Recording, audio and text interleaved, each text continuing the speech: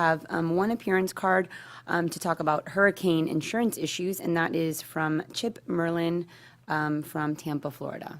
Thank you for being here, and you are recognized. Thank you very much.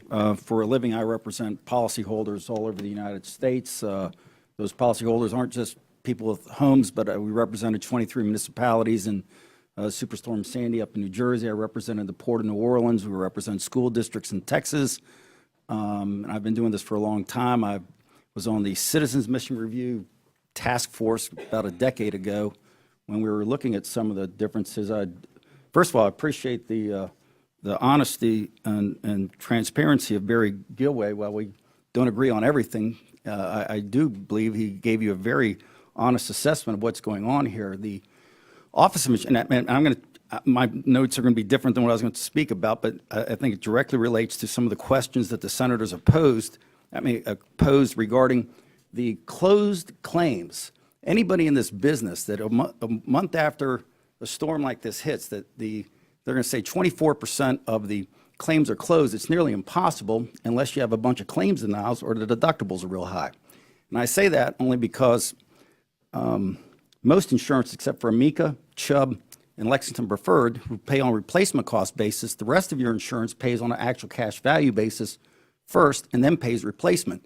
So if you have a $10,000 roof, you might get $8,000 after you get done fixing it, and that might take 6 months, a year or so. You get the other $2,000 back. Those claims have got to be open during that period of time. They can't be closed. And so that statistic they gave you, I don't think was honest.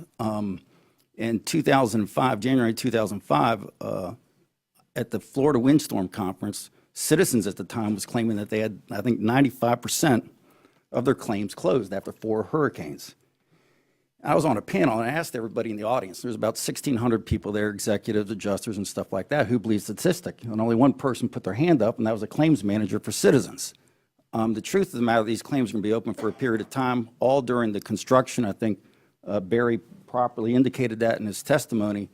But it also raises the issue then, and from the policyholder standpoint, they say 2%, 3%, a nickel with respect to a deductible. And the truth of the matter is they don't, I think, put that to what a dollar amount is. And I would suggest that rather than have percentages, which we allow, that instead those percentages be placed in dollar amounts so people know exactly what that dollar amount is going to be rather than percentage, because if the statistic is right, which I don't think it is, but it's still higher than it should be because a lot of people have deductibles that are way above what their damage is, and a lot of the people still can't afford it.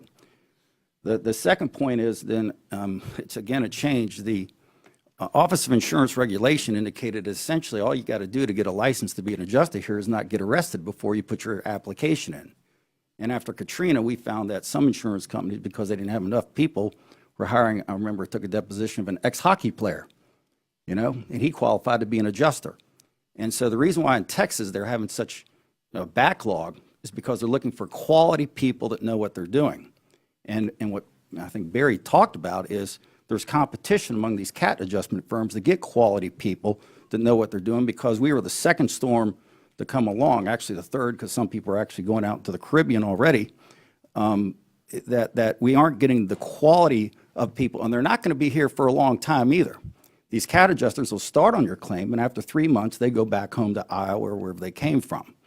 And so you run into problems with respect to the closure rate of claims. I would suggest that the OIR not focus on how many claims are closed, but whether or not the customers are satisfactory, are they happy with the way the claim's going. That ought to be the statistic that we look for, and not put pressure on them to make up, statistics to please the newspapers and stuff like that really are irrelevant.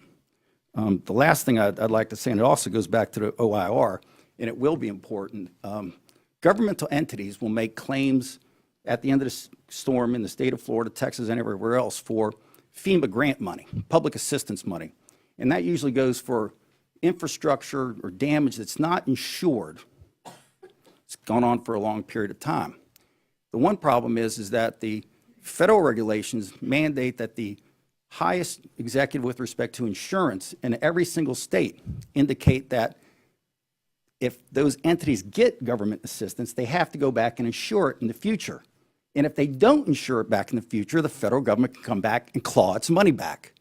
It happened with the utility district in Orlando where they clawed some money back because of not following the federal regulations, but the GAO came out this summer and said, essentially, they should be clawing the money back if the insurance commissioner is not issuing these letters of you can't get insurance because it's not available, or you can't afford it.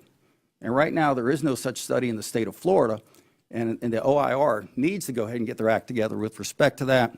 Otherwise, we might find that our governmental entities who are taking the FEMA money are going to have to give it back in the future.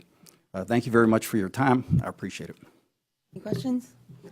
All right, great. Thank you. Thank you very much. I think there were a couple of good things in there for both OIR and citizens as you all move forward with your legislative packages.